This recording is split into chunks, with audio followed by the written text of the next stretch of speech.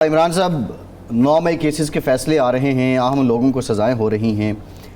अदालती सतह पे भी साबित हो गया है कि 9 मई जो है वो वाक़तन एक सानहा था, और फिर ये भी साबित हो रहा है कि उसमें पाकिस्तान तहरीक इंसाफ के लोग एक मनसूबाबंदी के तहत शरीक थे। अब PTI के पास अपने दिफा में आप क्या समझते हैं बतौर एक साबिक मेंबर या PTI के साबिक रहनुमा के तौर पे कि PTI के पास अब दिफा में क्या है 9 मई के हवाले से? देखिए, सबसे पहले तो मैं ये कहूँगा कि 9 मई जो था वो एक वाकई पाकिस्तान की तारीख का एक स्याह दिन था, और उस दिन जो कुछ हुआ पाकिस्तान की सियासत के साथ, वो एक बहुत बड़ा खिलवाड़ हुआ और उसकी सज़ा पूरे पाकिस्तान को मिली।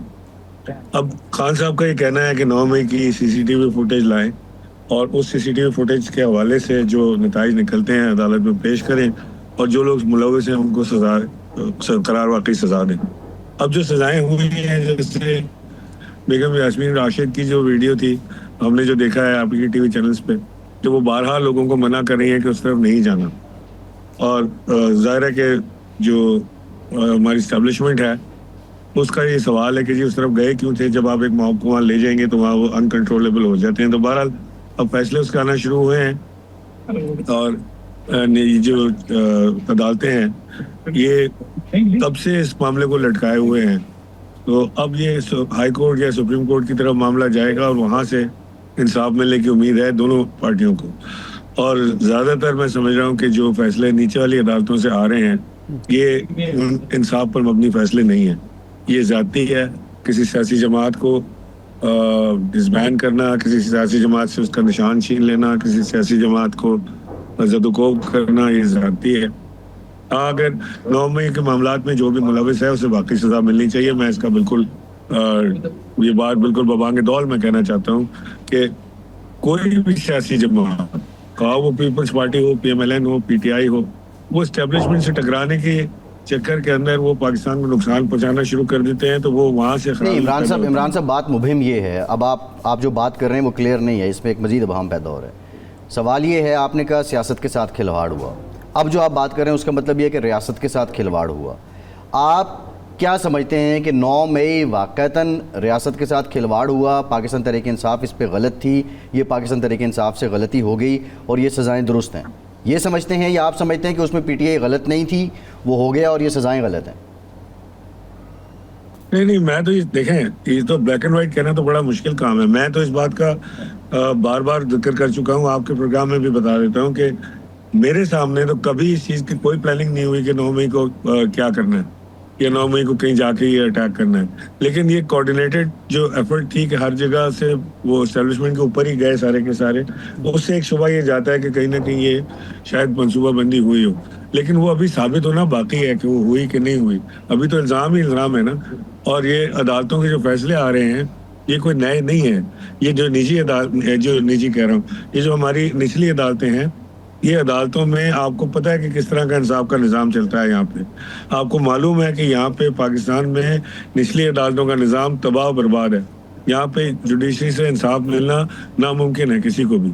तो मैं अब आगे जब आए ना हाई कोर्ट और सुप्रीम कोर्ट में, आप जो बात कर रहे हैं ना अदालती निज़ाम की, वो बिल्कुल ठीक है, लेकिन ये निचली अदालतों का मामला तो नहीं है, ऊपर की अदालतों में भी यही कुछ होता है। मेरा सवाल ये है कि क्या अगर वाक़तन उन फुटेजेस की बुनियाद पर जिसका मुतालबा खान साहब करते हैं या दीगर शवाहद की बुनियाद पर किसी सियासी कारकुन को, सियासी लीडर को सज़ा हो तो पार्टी मानेगी? हमारी तारीख़ तो ये है कि पनामा में सुप्रीम कोर्ट से सज़ा हुई, उसको गलत करार दिया गया। भुट्टो साहब को सुप्रीम कोर्ट से सज़ा हुई, पता चला कि सुप्रीम कोर्ट ने ज़्यादती की थी। तो हमारे यहाँ तो कभी ना किसी अदालत फ़ैसले को जो सियासतदानों के ख़िलाफ़ होता है माना गया है, और ना ही ख़ुद अदालतें, वही अदालतें जो सज़ाएँ देती हैं वही बाद में कह रही होती हैं कि ये गलत हुआ है। तो अदालती निज़ाम पर ये सवाल उठ रहा है या सियासतदानों का एक रवैया है कि कोई फ़ैसला जो उनके ख़िलाफ़ आएगा उसको नहीं माना जाएगा? देखिए, सियासतदानों का तो ये रवैया हमेशा से रहा है, ये बात आपकी बिल्कुल ठीक है, और ये रहेगा भी आगे। वो तो उसको नाना ही करते रहेंगे, मेरे पे इल्ज़ाम लगा, मैंने ये किया, मैंने वो किया। और जो हमारे पिछले अदालती फैसले हैं, जुल्फ़िकार अली भुट्टो की हैंगिंग को भी ले लें आप, तो अब अदालतें कह रही हैं कि जी वो गलत हुआ था। तो वो रेक्टिफाई तो नहीं होता मामला। वो अदालतों से ही अदालतों के खिलाफ फैसले भी आ जाते हैं और चीजें तब्दील भी हो जाती हैं। तो खुद अदालती निज़ाम पाकिस्तान का जो है वो मुजमई तौर पे कोई बहुत बढ़िया निज़ाम नहीं है। हम सारी दुनिया में अदालती निज़ाम के अंदर बहुत पीछे हैं इस वक्त, बहुत पीछे हैं। इमरान साहब, तो हमारा मामला ये है, ठीक नहीं होगा ठीक है, तब तक हम कहीं नहीं पहुंच सकेंगे। आप बात ये है कि अब ये भी एतराज़ हो रहा है, पाकिस्तान तहरीक इंसाफ के लोग ये एतराज़ कर रहे हैं कि वो लोग जिन्होंने प्रेस कॉन्फ्रेंस की, मजम्मत की और उसके बाद IPP में शामिल हो गए, मिसाल के तौर पे आप शामिल हुए, महमूद मौलवी साहब हुए, फवाद चौधरी साहब हुए, बहुत से लोग हैं, उनको तो केसेस या तो पेंडिंग हैं, उनमें से तो किसी को कन्विक्शन नहीं हुई, और वो लोग जो पहले से असीर हैं उनको कन्विक्शन भी हो रही है, जो PTI के साथ खड़े हैं उनको कन्विक्शन भी हो रही है। तो बेसिकली क्या मोडालिटीज़ एंड क्या टर्म्स एंड कंडीशंस थी जो आपने 9 मई की मजम्मत की थी और फिर आप IPP में गए थे? देखिए, 9 मई की मजम्मत तो मैं आपसे आज भी कह रहा हूँ कि मैं, अभी तो मेरे पे कोई प्रेशर नहीं है ना, मैं आज भी कह रहा हूँ कि दिल से की थी। और 9 मई कोई बहुत अच्छा वो नहीं है वाकया कि हम आने वाली नस्लों को बताएंगे। करनी चाहिए थी एक अफसोसनाक वाकया। ठीक है ना। दूसरी बात ये कि हमने पार्टी अपनी मर्जी से नहीं छोड़ी, हमसे पार्टी छुड़वाई गई थी। हम तो पार्टी के बानियान में से थे, पार्टी कैसे छोड़ सकते थे। तीसरी बात ये कि जो लोग ये बात कर रहे हैं वो खुद 1 मिनट के लिए भी जेल नहीं गए, वो खुद कॉम्प्रोमाइज हैं पाकिस्तान तहरीक इंसाफ को तबाह बर्बाद करने में।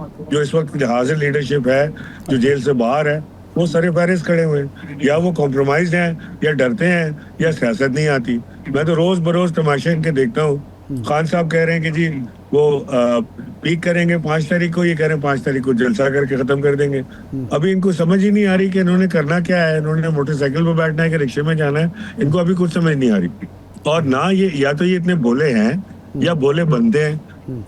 ये लोग जो उस वक्त पाकिस्तान तहरीक इंसाफ को लीड कर रहे हैं, ना ये नजर आता है कि इमरान खान को छुड़ाने की इनकी कोई ख्वाहिश है ना। अच्छा मुझे बताएं जी, जिन्होंने प्रेस कॉन्फ्रेंस कर दी थी 9 तारीख को, वो अब नहीं आएंगे पार्टी में। अच्छा जी, नहीं आएंगे तो आपने अभी इसको क्यों ले लिया, अफरीदी को, मिर्जा अफरीदी को?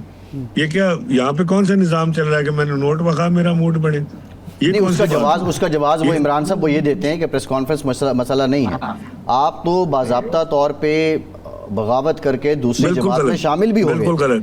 ये शामिल नहीं हुए मिर्जा अफरीदी साहब? बिल्कुल शामिल नहीं हुए थे।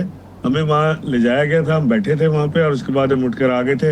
अगर शामिल होते तो जाहिर है कोई फॉर्म 47 की एक आध MNA की, कोई सेनेटर की कुछ सीट तो हमें भी ले लेते, कोई इतने तो गए गुजरे नहीं थे हम। अच्छा, नहीं तो क्या वजह थी आप वहाँ, यानी मजबूरन आप गए थे और जाके उठ के वापस आ गए, या आपने महसूस किया?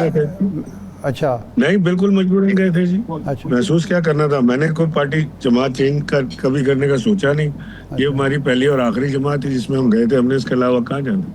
अच्छा, मिर्ज़ा अफरीदी को टिकट मिल गया तो उसके बाद आपके लिए भी रास्ते खुल गए हैं, तो अब आप दोबारा जाना चाहेंगे अगर जमात कबूल करे, क्योंकि रास्ता तो खुल गया अब? देखिए जमात, ये तो बात तो अब इमरान खान से होगी। हमारा तो ना कभी छोड़ने का मूड था, तो लिहाजा वापस जाने का मूड तो हमेशा ही रहा है। लेकिन हमने तो दिल से आज भी साथ हैं और हमारा दिल खून का आंसू होता है जब हम देखते हैं कि इतनी बड़ी जमात और उसको बाहर वाले तो क्या तबाह करेंगे, अंदर वाले उसको तबाही बर्बादी की तरफ लगे हुए।